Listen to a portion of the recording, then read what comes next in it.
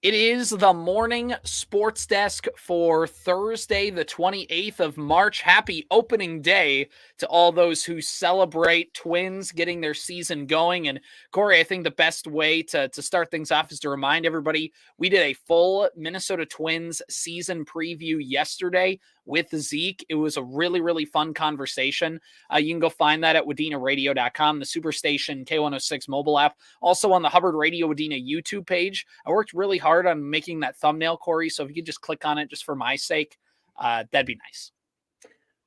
Go Twins, go, baby, at Kansas City to open up the season today. We don't want to give yesterday's entire conversation away, but what do you think? 89 wins and a division title for the Twins again this year? I think somewhere in that 89 to 93, maybe 94 win range. Now you could say, well, if this goes right and this goes right and this goes right, they'll win more than that. And I'll say, yeah, sure. But like, if not everything is going to happen according to plan.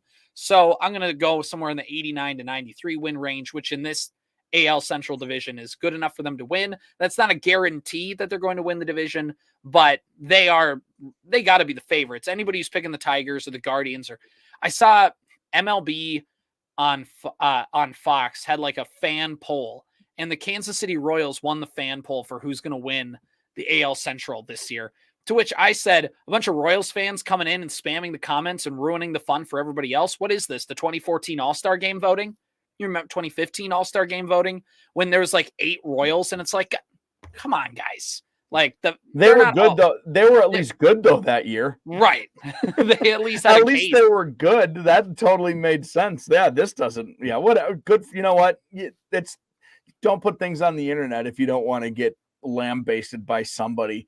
Eventually, a group is going to come together and just beat you because it's the internet, and that's right. That's what happened. Mookie Betts, one of the best players in baseball, probably number 3. It goes Ohtani, Trout, Betts, probably. You can maybe throw in Acuna, whatever. He's weirdly though. Mookie might be more versatile than Shohei, which is wild to think. Wild. Well, Mookie Betts started his career as like a second baseman prospect, moved to center field, right field, and now is going to be the opening day shortstop for the Dodgers, which is crazy. That dude's a freak of nature. I know. Never played shortstop in the pros before, so we'll see how that goes for him. Probably fine would be my guess. Probably fine. He was doing a very nice thing by like working at Raising Cane's for a day to like, as like a promotion and like to be out there, and a very nice thing to be on the public because he certainly doesn't have to. And there's a bunch of people on the internet who are like, if Mookie Betts performs the way he did last postseason this year, that video is going to come up a lot of like Mookie Betts after another choke job in the playoffs at his new job, and it's him working in fast food. That's what it's setting up for. I'm just telling you. So anyway, don't do nice things because people on the internet will make fun of you. The Dodgers are betting favorites to win the World Series, and that's all fine and good. $1 billion off season. Yep, and they should be. But also I don't care. Go Twins. Like they're going to lose in the ALDS to the 85-win Rockies with the power of friendship. It's going to happen. Good. I cannot wait. I hope the Dodgers have an unbelievable season and lose to the Twins in the World Series. Go Twins, go. So we talk a lot about the Twins and that. The opening day roster did get released, and there's not really any shocks on there. The position group stayed healthy. Everybody, I think, is on there who everybody expected to be on there. The pitching group, Anthony DeSclafani and Josh Winder got moved to the 60-day injured list to start the season. And then 15-day IL stints for Justin Topa, Caleb Thielbar, and Yohan Duran. So sure. That's where things stack up with the Twins. Obviously not the healthiest, but as we talked about before, Duran's injury, Topa's injury, and Thielbar's injury, not like arm/shoulder injuries, which everybody can kind of breathe a sigh of relief for. We'll see how this bullpen will hold up in May. That'll be the thing to watch. I guess, I'm waiting for the lineups to get dropped because it hasn't quite happened yet. The Twins just released the opening day roster. So we got to wait yet, but Corey, that Byron Buxton starting center fielder notification today is going to feel pretty darn good. I can't wait. It's whatever. I talked about it a bunch last year about how him not playing, and it was so weird that the Twins insisted on making this 5-tool player. a one-tool player. It was really kind of mind-boggling and frustrating at times. So to put him back out into the field and hopefully get as much time out of him as possible, and allow him to exercise all 5 of those tools is going to be very rewarding to watch as a baseball fan. There's nobody quite like him running around in center field, and Michael A. Taylor was incredible out there and an awesome fill-in. Buxton is probably the best center fielder in the league, defensively speaking, and that matters. He's one of the only guys ever whose defensive metrics have mattered in like plus minus for a team. You know what I mean? Right. It's where he belongs, and I'm so glad he's out there doing it. It's going to be a lot of fun. And that guy who would show up to the games and have like a piece of cardboard that would say, this many days since Buxton last played center field, that's going to be gone now. That's the hope. Although Rocco Baldelli is the opportunity to do the funniest thing of all time, which would be like, Margot in center today, Buxton, you're going to DH, with the full intent of putting him in tomorrow, but just to see everybody just go, what? So Rocco Baldelli has a chance to do the funniest thing of all time. That would be hilarious, as long as it was a joke. Right. As long as it was a joke, it would be very funny. If it wasn't a joke, I think that would be not the most fun way for me to start this baseball season. Well, it'd be like there's a Yankees fan. I put fan in air quotes, but he made a tweet making fun of Anthony Volpe, their top shortstop prospect who made his major league debut last year. And he went to an event he was at signing autographs. And Volpe wouldn't sign it. And he put a video up and they're like, Anthony Volpe won't sign my thing. Talk about saw, blah, blah, blah. And everybody clowned him for it. And then the bottom comment was, can't believe people on the internet can't take a joke anymore. I see. It was only a prank. That's it. Yeah. He was going to make a point. He was ready to cause a stir. And then it didn't go his way. And he's like, it was just a prank, bro. What do you mean? I can't believe you fell for it. I mean, anyway, so, that's where things sit on opening day. The Twins play the Kansas City Royals. Corey, the way that this offseason has went and the way spring training finished with everybody kind of going on the IL for the bullpen. Yeah. My goodness, we just needed games to start. We just needed to have the regular season start, because after the offseason, having to talk about TV deals and ownership and the cheap poll ad talk once again resurfacing, warranted or not. And they had, it's just as good to get games going. So I can't wait for they just stumble out of the gate, lose 2 out of 3, and fans are ready to blow their heads off. Don't start 0-11. Although if you do, I know what my summer's going to look like. My summer opens up in a hurry if you start out 0-11. So that will be the silver lining to that. But yeah, don't start out 0-11, and we'll be just fine. A bunch of people in the Twin Cities with lake homes up north are awaiting the April and May results before they decide how much time they're going to spend at their cabin on Ottertail Lake later this year. Yes, totally. As quick aside, anyway, before we move on, a quick aside, I am excited to see a season of Corey Provis in the TV booth. Yes, and Chris Atterbury in the radio booth. I think those are big changes for the Twins organization. On the outside, it's going to be really fun. Corey Provis is excellent. I've always liked Chris Atterbury. It'll be fun to see him kind of in that full-time role, and to figure out if his Rolodex of references can go 162 games deep, or or if he had enough references to get him through the 15 a season that he had to do. You know what I mean? He's had all winter to prepare. And yeah, it's going to be a fun it's going to be a fun season watching the broadcast stuff, because obviously no Dick Bramer is going to feel so weird. But it's not going to feel as weird because we already know who Corey Provis is, and we already know what he sounds like. And he did some fill-ins on TV when Bramer had COVID last year. And again, I think this probably was going to happen anyways, but I think Provis filling in for Bramer while he had COVID made a bunch of executives go, you know what? He should be the guy, shouldn't he? He should be the next guy.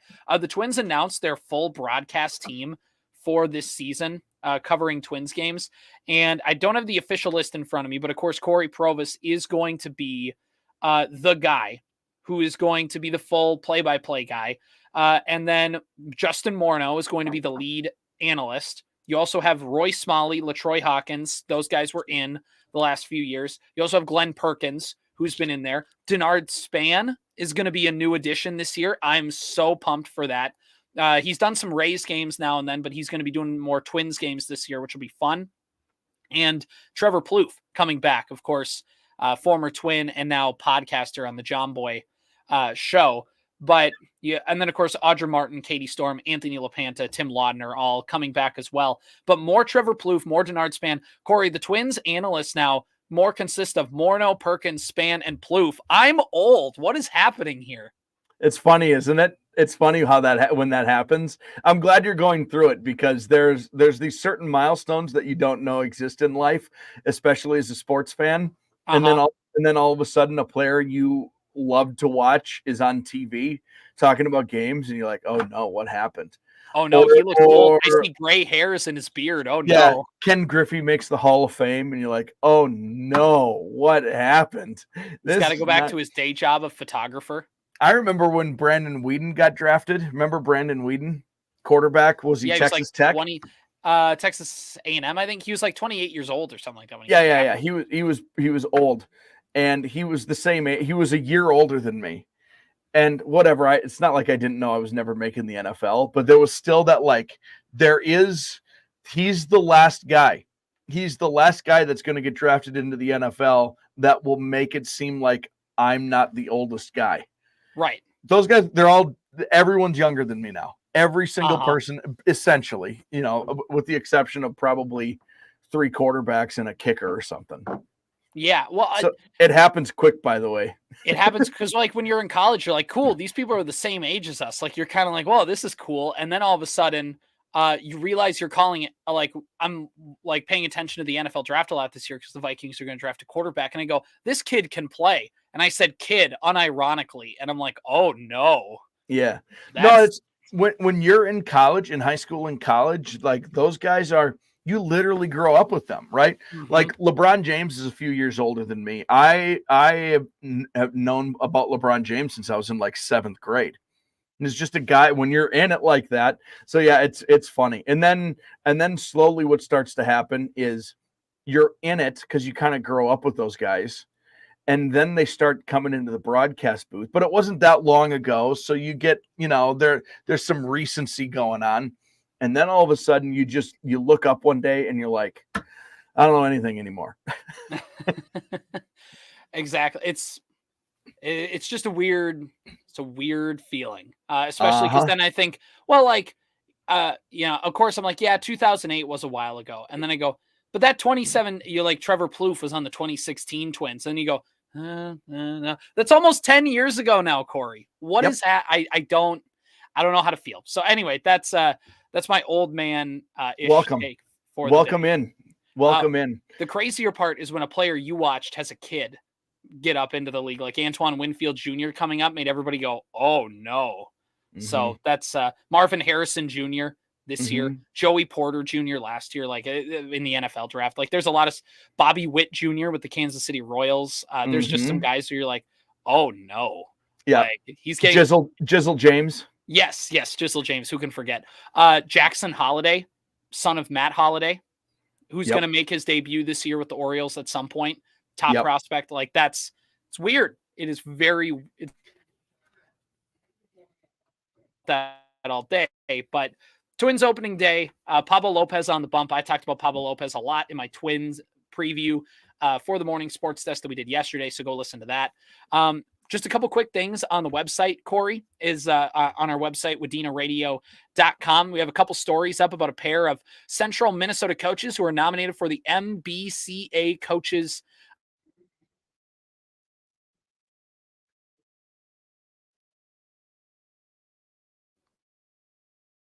So it's the Minnesota basketball Spix of Pequot Lakes was named the Class 2A Coach of the Year. He led the Patriots to 28-5 record, Section 7 AA championship, all that good stuff. And then Mark Oscarson of Henning was named one of the 9 MBCA assistant coaches of the year. And of course, the Hornets back-to-back Park Region Conference titles, 26-3, all that good stuff. So congratulations to them. Another story that's up on the website right now, talking about, like we did with the girls, we have the 7 local boys basketball players that were named to all tournament teams. Have 1 from West Central area, 2 from Nevis, 2 from Albany, 1 from Pequot. Of course, Grayson Grove, the Golden Gopher commit out of Alexandria area, all making their all tournament teams in their respective classes. We got more information on all of that up on our website, wadenaradio.com, and the Superstation K106 mobile app. Corey, we're going to talk about the bracket mayhem in a second, but I think due to the breaking news aspect of this, we probably should get to it right now. The Minnesota Timberwolves are not for sale anymore. Remember how last week you did a big episode talking about how Glenn Taylor is gone and let's move into this new chapter of ownership? Well, we're idiots because that's not actually happening. It turns out Glenn Taylor released a statement today saying that A-Rod and Lori did not get their payment in on time, which we thought they did. Apparently, the equity group or the funder or whoever came in and either didn't get approved or backed out. And so A-Rod and Lori do not have the money to make the final payment to become majority owners, to own 60% of the Minnesota Timberwolves, or 51%, or whatever it would have taken them to become majority owners. They could not get there. So now Glenn Taylor owns 60% of the Timberwolves. A-Rod and Lori own 40% of the Timberwolves. And Glenn Taylor said in the final sentence of this 3-paragraph press release, the Wolves are no longer for sale. So Glenn Taylor is going to be the owner for the foreseeable future. This kind of just came out of nowhere. I had to do a double take when I read the statement. What is your gut reaction? Because this news just broke within the last 45 minutes. Well, we did some looking up some information. It's obviously very surprising, and a kind of a bummer, I think, would be my first initial reaction to that. One of the things that I was surprised by is I thought these are billion-dollar franchises. Even the lowly Timberwolves, who they're obviously in this nice stretch right now. Even if they were at their worst, you'd still have to buy them for $1 billion, right? Right. If Portland was for sale right now, it's probably a $2 to $4 billion purchase. Michael Jordan sold the Hornets for $1 billion, right? A lot of money. So what I always just assumed was that Mark Lowry was a billionaire and A-Rod was along for the ride as kind of the face. He was like $100 millionaire. Yeah. Like Jay-Z with the Nets or something. And then, A-Rod was with J-Lo at the time, and that was a little extra, I don't know, whatever. There is more opportunities for investment. It seemed as that was the case. But the main person in this whole mix was Lowry, the billionaire, right? Wrong. We looked up his net worth. It's only $500 million. Right. And that's not enough. That's net worth, by the way. That's if he liquidated all of his assets. That's right. If he sold everything. When people see Mark Zuckerberg has a $1 billion net worth, he doesn't actually have $1 billion in the bank account. It's if he sold everything he owned in Facebook, he'd have $1 billion. Right. So he doesn't, Mark Lowry doesn't have the cash laying around. And that was always the thing. And I understand, if I want to buy a house, if I want to buy $100,000 house, I don't have $100,000. I understand how buying things works. I do. Right. I do get that. But I just thought this guy was a billionaire, and not that he was going to write a check, but that this shouldn't this wasn't going to be as hard as it was. These stories kept leaking out a bit like rent to own. I just need you to keep making your payments. He's trying to get a big freaking TV to watch the Super Bowl or something. It is this is a bummer, man. It's so weird. And look, I think the Timberwolves, I don't think it's going to affect the on-court stuff this year. That's kind of already gone where it's going to be. But yeah, it's weird because remember where the franchise was when Glenn Taylor was said he was going to sell, right? It was fall of 2021. The Timberwolves didn't make the playoffs yet. Anthony Edwards didn't take a leap yet. Chris Finch didn't really establish himself as a coach. He hadn't even been a coach for a whole season. They fired Ryan Saunders mid-season. You were coming out of COVID, and the team just fired their president of basketball operations, Gerson Rosas, for sleeping around with somebody in the company. Like, it was a mess. The Wolves were a mess. And of course, post-COVID, money issues were weird. And Glenn Taylor was ready to get out of the Minnesota Timberwolves. And now, from the moment he said he was going to sell it to now, A-Rod and Laurie agree to come in and buy it. Okay, that's intriguing. Chris Finch turns out to be a good head coach. Anthony Edwards takes a leap. All of the Wolves kind of come together. Karl Anthony Towns and Jaden McDaniels and Naz Reid develops. And all of a sudden fans start flooding to the Target Center. And they're like talking about taking the tarps off of the upper bowl to like their like state ticket prices have shot up. I've heard people talk about how they don't know if they can go to Wolves games anymore all the time because they're getting expensive. Like, people want them. And that never happened before in 20 years. And all of that happened in the last 2, now almost 3 years, to where Laurie and Rodriguez were making payments. And I think that did have an impact, because I think the Wolves, and I don't know what the exact terms of the agreement were, but I think the Wolves' value could fluctuate. So if the Wolves got higher value, the price that Laurie and Rodriguez would have to pay went up. And it did go up the last couple of years. They've been selling out. They've made the playoffs. They've had playoff game revenue. They've done all this stuff. Obviously, the Timberwolves are let's be honest here. They're the hottest team in Minnesota right now. They're the thing everybody has their wagons hitched to. And their valuation went up. People are in on Wolves basketball for the first time in a long time. And I think if you're Glenn Taylor, you could be a cynic and say he picked Laurie and Rodriguez because he knew that money issues would be iffy. And there's a potential that he would still get to be the owner and all this. I don't know if I believe that, but it's Glenn Taylor, so I'm not going to put anything past it. But also at the same time, I think he just saw this team and went, they're good. And they're going to be good for a while because of Anthony Edwards. And Rudy Gobert's under contract, and Tim Connolly, Laurie and Rodriguez taking a big swing to get Connolly and then to get Gobert. All of this infrastructure is now set up in place for the Wolves to succeed. And if I'm Glenn Taylor, I'm going, do I really want to get out right now? They can't make their payments. I'm not going to give them another window. You know what? They're 40%. They can still be around. They can still do stuff, but I'm majority owner and I still get to be around here and the team is good. I'm not going anywhere. That's what Glenn Taylor thinks, I'm guessing. So will they stay on as minority owners? Yes, they have unless they sell it out, but as of right now, they have 40%. That's what they've paid for. That's what they've paid for. That's what they've got. Glenn Taylor is not going to give them an opportunity to buy up more of the Timberwolves ownership stake.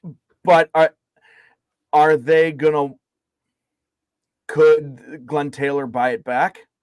I suppose he could if he wanted. Is that? I'm asking. I don't know the details. Is this like if we can't be minority owner, if we can't be majority owners, we don't want it at all? Give us our money back, or are they just screwed? I'm trying to read some stuff. I think it just seems like I think what it seems like for now is they have the 40%. I'm not sure if Glenn Taylor can just buy it back. I think basically, and who knows, maybe they just say, all right, fine, we're out. Like, we're just going to, at the next available opportunity, we're going to cash out and go home. That's still on the table, because who knows, like, this stuff, and who knows what's going on behind the scenes, but it's very weird. And I think the one thing also that you can take out of this is, remember, it was, I don't know if A-Rod actually posted this or if it was a meme or whatever, but A-Rod had the notepad on his legs on the Instagram picture, and it said, buy the Wolves, and he crossed that off. And the next one was retire KG's jersey. We're never getting that jersey retirement, Corey. This is ridiculous. I got nothing. This is a huge. The vibes were immaculate. If we did our old school vibe check, the vibes were. It's the vibes I liked, and now the vibes are off. This is not a. From the fan base, I think as far as the team goes, no effect there, right? And continue, we'll continue to root for them, but there just has this immediately well, how is this going to get screwed up? Because it feels like that's what he's done over the years, and because remember, I don't like it. CJ. This came on the morning. Barely 12 hours after the Wolves beat the Pistons last night at the Target Center to get win number 50. Corey, the last time the Wolves won 50 games, 20 years ago in the 03-04 Timberwolves that made the Western Conference Finals. How did Glenn Taylor handle that team? That's not, history has not set a great precedent for that. So we'll see what happens. Obviously, Tim Connolly seems like a good president of basketball operations. So we'll see what all develops with this stuff. But like you said, it's not going to really affect the fan base this season, probably. I think the vibes for the Wolves on the court are already, that train is already going. I don't think anything can kind of stop that with this.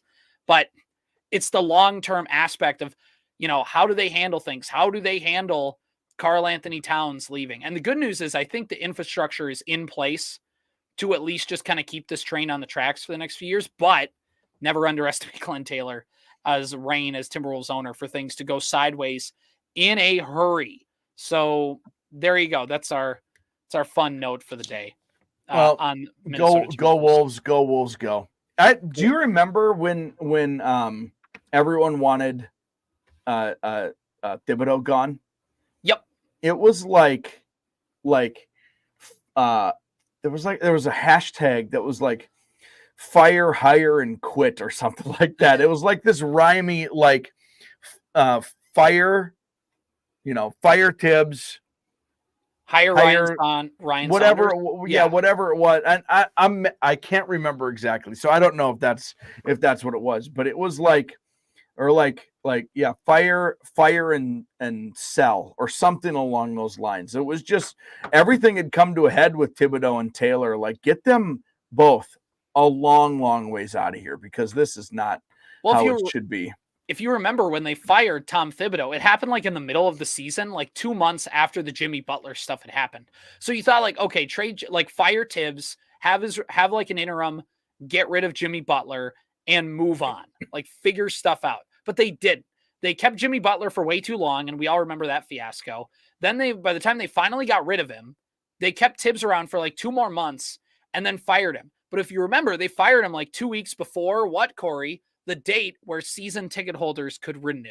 So he fired them to show the season ticket holders that we're going to get Tibbs out of here. But we got to keep paying him because we paid him a lot of money to come here. So we need to make sure that he we get the sunken cost fallacy on that one. Anyway, it just, here we go. We're it's not that bad things are 100% going to happen, but you've just opened the door for things to get weird again. And that part just gives me an unsettling feeling as a Minnesota Timberwolves fan. But we could talk about all day how much we don't like Glenn Taylor, because turns out there's a lot of reasons to add to that list. So anyway, let's talk about something positive. The NCAA tournament picks up, Corey, as we get ready for the 2024 Basketball Mayhem Bracket Challenge, brought to you by the Liquor Depot in Staples. The Sweet 16 and the Elite 8 games are starting, I think, in the late morning, early afternoon, and we're off and running. How are we? Do you have the list in front of you? How are we sitting? Yeah, we're all gunning for Corey Wilson and Julie Bushinger, who are atop the leaderboard. They had 50 points through the first 2 rounds. Scott Kescatello alone in second place with 49. And then a 5-way tie for third place. Corey Wilson, another bracket. He has 48. Jeremy Dukowicz, John Hillica, Craig Current, and Michael Willis all with 48 points. Dave Gottwalt and Kenny Callahan round out the top 10 with 47 points. When you look at us in the building, CJ, I also have 47. Zeke's at 46. Kyle's at 44. You have 35. The Yay. Liquor Depot is 34. And Mike Melanich has 33. So what's most important is not where you're at. It's where you want to be. And I am wanting to be on the top of that top 10 leaderboard. So Corey Wilson, Julie Bushinger, we're gunning for you this weekend. Watch your backs. Were you given a WWE kind of speech for and I see you at the top. I'm coming for you this Wednesday at the steel cage match. Is that what we're going Listen here, brother. Can you smell what Corey's cooking? That's where we're at here. Easy Mac. Yeah. I could get people with my bracket going, and I just go like this. You don't see it. You don't see it at all. Yeah, we can't see you because you're at the bottom. Because you've I'm sunk all the to way the down bottom there. of the ocean. I sit there and I go, "Hey guys, how's it going? going. And then you guys can't even hear. We so can't far. see you. Can't. So anyway, best of luck to everybody. Let's as they say. But also not. I wish everyone else no luck in their bracket the rest of the way. Right. You're Bender from Futurama. You're like, I wish everybody was dead but me, bracket speaking. I'm so embarrassed. I wish everybody was dead but me, bracket wise. That's where we sit on the bracket challenge. All right, that should do it. This has been the morning sports desk for Thursday, the 28th of March. Go Twins, though.